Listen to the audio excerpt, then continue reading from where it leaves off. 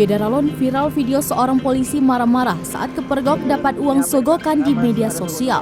Video tersebut diunggah oleh pengguna TikTok Marjo Komunte pada Minggu 15 Mei 2022.